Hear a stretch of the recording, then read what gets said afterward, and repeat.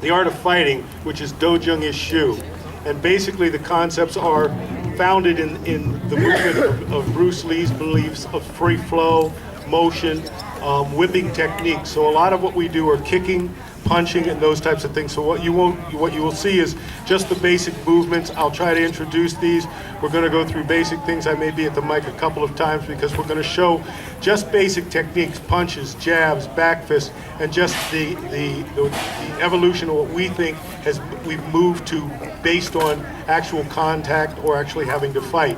Any of you that understand katas and forms, you know they are a building ground to prepare you to get you ready for any confrontation. The reality of martial arts is simply this: I want to protect myself and my loved ones. The benefits, the health benefits, the movements, the flow, all of those are wonderful. They're great foundations for this. What we're going to do here is try to show you this, and I'm going to break it down in little pieces. As I explain the jab, the cross, many of you are going to look and say to me, yeah, I know how to do a jab. Well, we're going to go over those basics because some of the audience may not, and I want to talk about why we deliver the way we do. So the first one we're going to do is just a basic jab. I'm going to show it. I'm going to explain it to you. Basically, the jab is going to come up and over, and I'll try to talk as loudly as I can without the help of a microphone. But in essence, each one of our techniques, you're going to see it in every one of these groups, but you're going to see it just a little bit different in how we do it. We are currently located at Milo Arts Center, which is on East 3rd Avenue. It's 3rd and Cleveland Avenue. It's an establishment. It's the old Milo grade school. And there are a lot of artists there. If you don't come to see us, come to see them. There are painters, there are sculptors, there are photographers. It's a community of artists, and we're putting in what we call the art of fighting. So the first one we're going to go through is a jab. We're going to do a jab, and then we're going to teach a jab and a parry. So we'll do it back and forth. I'll show you these basic techniques. I'm only going to show maybe 4 to 5 techniques to give you an idea about the motion. Okay? Thank you. Okay, the first technique is going to be a jab. When John throws this technique, what I want you to see is that the technique begins here. It's not lifted like a lot of times you see people lift and then they throw their technique. This technique will come from here and it will turn as it goes. The impact is 1 inch away from the opponent's body. Instead of us contracting in a position here and making that power go through, what we do is we release the speed and then we contract 1 inch away from the opponent's body in a straight line. The recovery should be that same line, so it should come back the line that it went.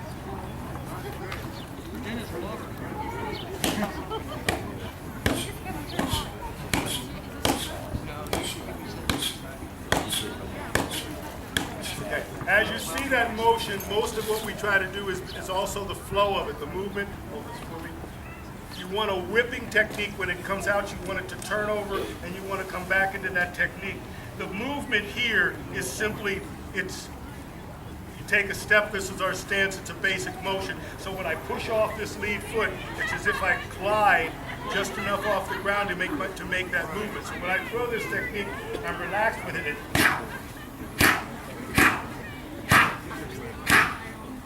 And my technique comes back the way it is. So it's thrown with the pivot of the body and an automatic recover. If you put a whip in it, it will recover. If you put power through it, it'll stick there. So what I want to do is I want to make this movement and it returns on its own. That's the basic jab coming out for you.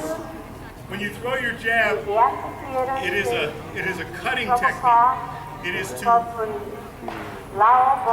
catch the opponent's attention, to put focus on that, to hit him with speed. So you're going to throw that through. The next combination that we're going to do is we're going to add to that, we're going to put a jab. With that jab I moved here. With the rear cross, we're going to turn our body so that we align it, so that you hit in the center of that body. Instead of it being outside, it's going to be right down. You're trying to hit in the center line of your body. So that pivot of the body, if I were to show it, it would look like I took a step and I stepped over, but the motion is done in one. And that body pivots so that you square for that moment to strike and that rear cross comes through. So we're going to show that combination next.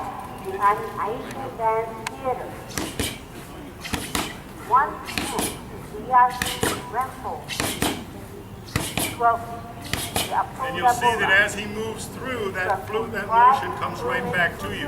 Now again, I'm going to show that same technique, but looks in the motion through. When I make this jab, and I throw them across, I'm in this position, my hand up, I then return in that same position. So I'm going right there, right there. And my hands are always there, so that recovery is very important because if you throw a technique out, you're actually opening a window for the opponent to hit you. So you want to get your hands back up through that. Those are the basic two techniques that we start with. I'm going to show you one that we do a little bit differently, and everybody's familiar with the back fist. And most of the back fists that you see, they come to the body and then they go. Ours is directed, the primary for the lead hand is done for speed, so it comes from this position, and just like all our techniques, they all start this way. This one starts, the elbow raises, and it's thrown here. So instead of it coming back for it, it's thrown this direction. Again, the footwork is very important to make that movement. So John will throw this first, and then I'll throw it.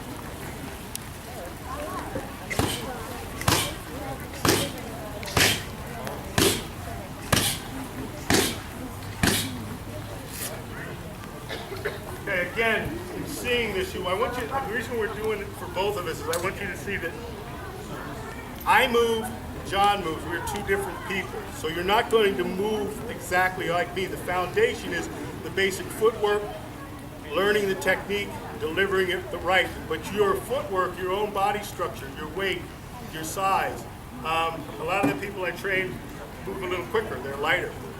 They fly a little bit faster. Some of them are heavier. So I'm not trying to make everybody become me. Right now I'm just a guide. I'm pointing a direction. I'm saying, okay, here's the basic movement. When you're done, I want you to bring the techniques back better than I taught them to you. So I'm going to do it from the same angle. And I'm going to do it from that same, so you can see this technique. When I make this technique, I don't lift it and then throw it. I send it out, and then I throw the technique. I send the technique out.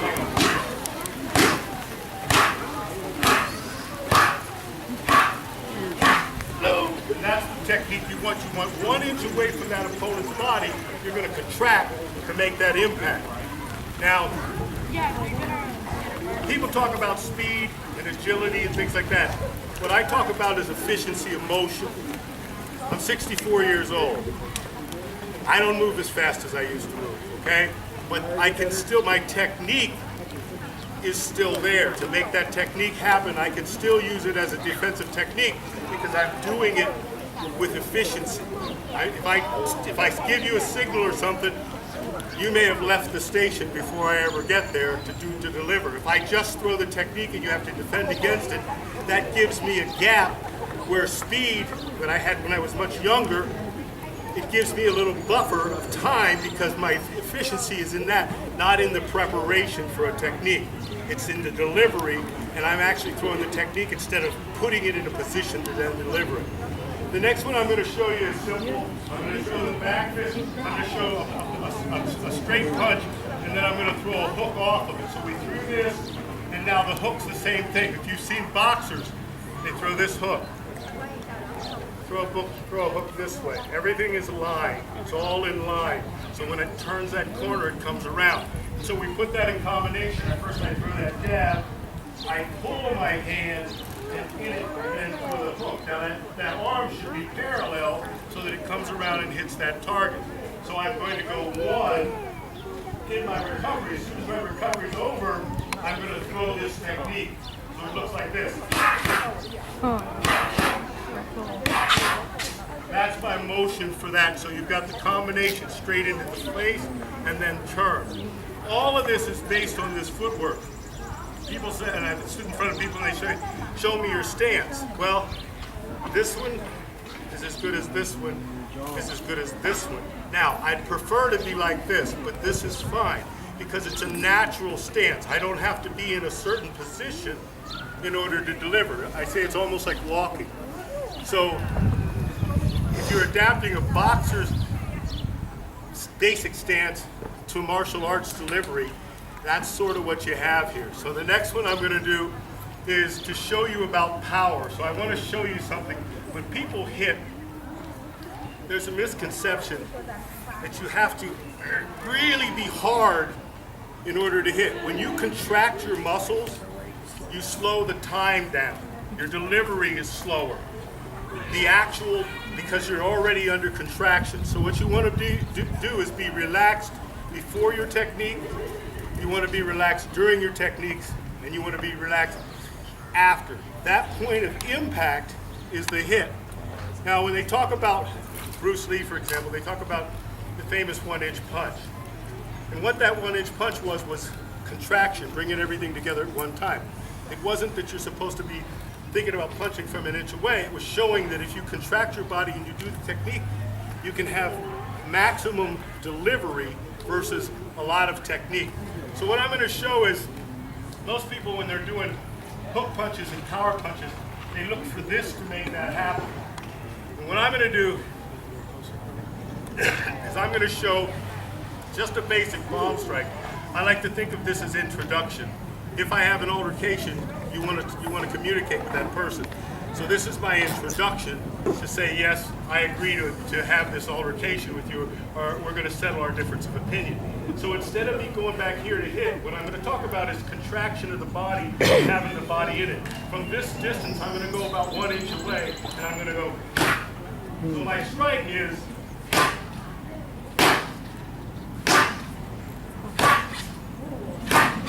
That is simply from about this far away. So if I can generate that much power from that far away, if I utilize momentum, my strike should have the most velocity and most power in it in its delivery.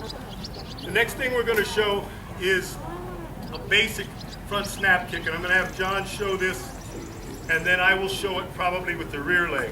Front snap kick, in a lot of traditional arts, you're coming up and you're bending the toe, and you're hitting there. Nothing wrong with that. It's done.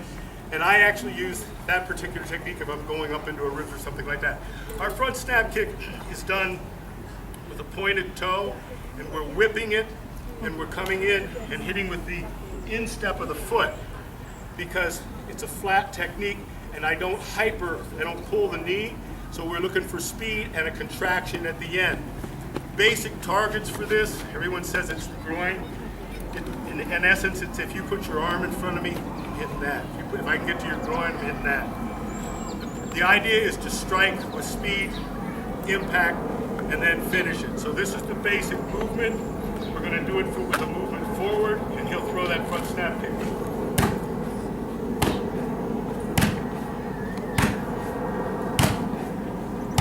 Now, that's basic, standing there. No takeoff, no anything. When you're doing it, that's to show you the technique so you understand that that's that lift and the whip. When you're delivering it, you want to do it with emotion. Bruce said emotional content. I'm just talking about feeling, being a part of that technique. So when I deliver this technique, I'm relaxed.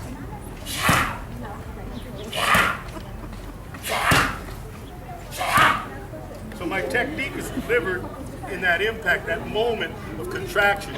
That's the same thing that I did for the punch. There's a hip action that's where the force comes from the ground. Those are some of the basic techniques. The next one I'm going to show is a roundhouse technique. Again, it's lifted, it's brought around. I'm going to have John demo this for you. It's a roundhouse that's picked up, not slammed. Now, every art does it a little bit differently. Thai boxing, for example. Very heavy kick, very strong kick, very powerful kick. If you're looking for something like a kung fu, a delivery of a whip, a small, smooth, delivered technique, we're somewhere in the middle. So we're whipping, but we're also striking hard. So that motion is a lift to that, not chambering it, but once it reaches the peak of that chamber, it's going to turn and it's going to land. So I'm going to grab the shield. John will demo it. I want him to be able to see the actual kick. So as he delivers this technique, I want you to listen to the impact, the actual hit of the technique. There you go.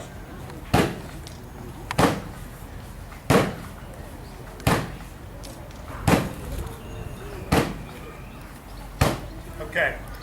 You'll see that body pivot, and you may not be able to see the rear foot. The rear foot has to turn. In an ideal situation, it would be pointed the other direction. that gives you the angle to complete that technique. That's the one that you want to deliver in the center line of your body. I go back to that again. It's all about the delivery of the technique being in the center where all of your forces come together. If you're delivering out here, that's an arm. That arm's out there by itself. If I'm throwing a kick and my body is here and my kick is out here, the kick is alone. Or if I'm behind it, the kick is here and my body's here, then I'm relying on momentum and just my leg. If I can bring them all into the center line and they all meet at the same time, then I'm driving with that force, all of it. We're going to show one more technique, which is a kick, and he's going to deliver this. This is a stomp kick, and this comes straight forward. I'm going to deliver this with the rear leg this time instead of the front. We also do, you've seen a lot of people that teep, they push it out. I want this to be a heel kick that stomps you. I don't want you to move back, I want you to leave the room, okay? So this kick is meant to deliver power to your opponent.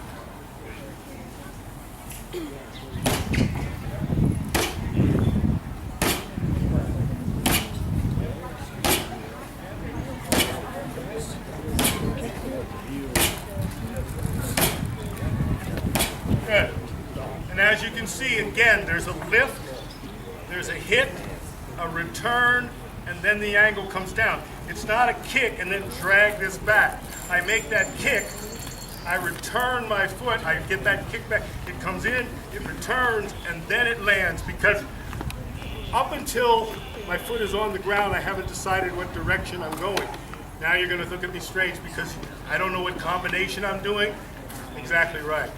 Because the minute I start to think I'm going to do 1, 2, 3, 4, 5, you want to participate. And I get to number 2, 3, 4, and 5 go down the drain. So in that flow, I'm delivering each technique as it's an individual technique, but I make it a flow. I flow into the next one. And what determines that is my response to whatever you do, your response to whatever I do. If I throw a technique at you and it lands and you stay there, you don't fall down, which I was hoping, I got a chance to deliver that technique again, or the next one, or the next one. If I do something and you interfere with it, or you send something back my way, I have to respond to that. 3, 4, and 5 go out the door. 3, 4, and 5 become whatever happens after I respond to your technique. All right, the next one we're going to do is we're going to show a little bit different angle on that roundhouse. Pat is actually going to show the same kick. He's going to throw a roundhouse with a lead leg, and we're going to watch the difference in the two of them in the delivery. Pat's is very short. There's not a lot to it. It's a quick motion, angle. Good. Now, years ago, people talked to me about throwing high kicks. Yes, I have the ability to throw high kicks. I don't throw a lot of them. Because my body, this part of me, long before I had any body up here at all, was very large. My legs were always very big. So lifting them up took time for me to deliver even when I did it right. So I spent a lot of time kicking people in the legs, just blasting their legs from here down.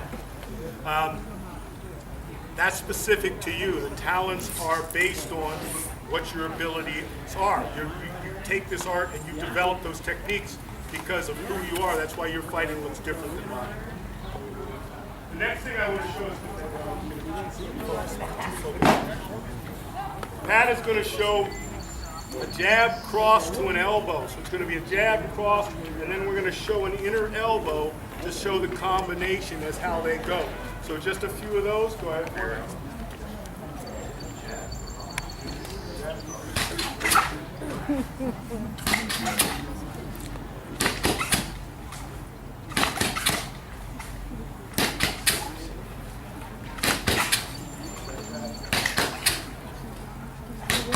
Stop. Once again, it's the same basic movement. You see that our footwork hasn't changed at all. Basically, yeah, there's this side and there's this side. Another thing you may have noticed, we're all southpaws, right? No, we're not.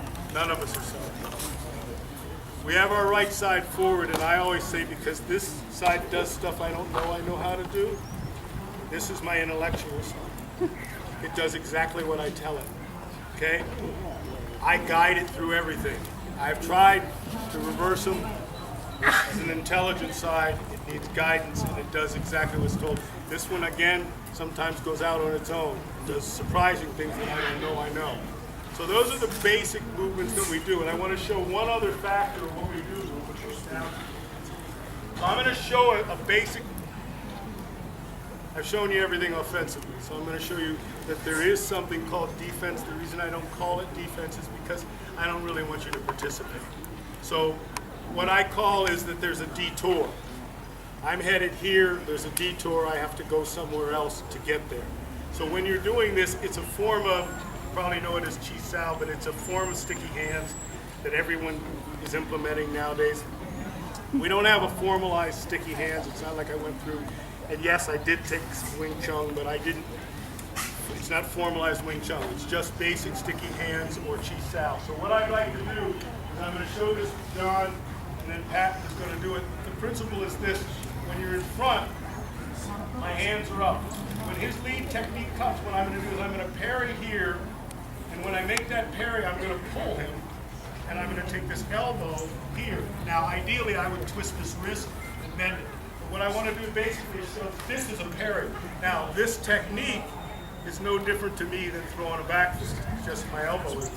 So I'm here, I parry that out, and as I do that, I don't want him to recover that. I'm going to pivot my body into that arm and take him from here. I like to break. Some people like to control, to twist the hold. So it's simple. It's here, and then I'm on it. Twisting the wrist, and I control it. But I'm putting my elbow into that technique. When I do it, I hit it. Most of what I do are strikes, hits. We show a few throws, we have a few sweeps, but most of it is punching, kicking, elbows, knees.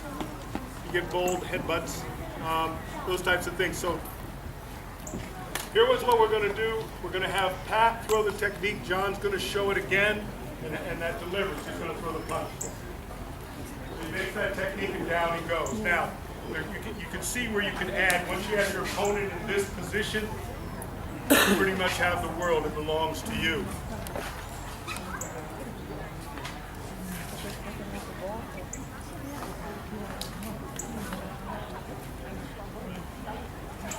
Nope. Good, good. Now, again, in making this flow happen, when you get this technique and you make this happen, and you pull, you want to control this person. If I go lower, he has control. I want control. So when I make this technique happen and I'm here and I pull through, I'm going to stall into here and send him to the ground. These are just added things that you can do in there to make it a basic technique. Now I'm just going to show a basic strike.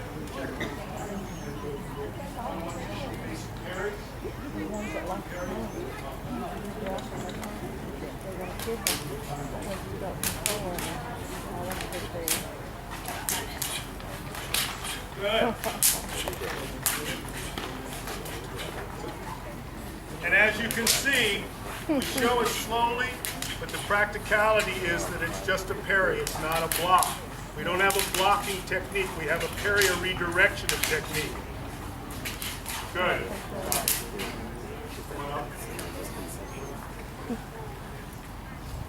That's a basic concept of Dojung Ishu.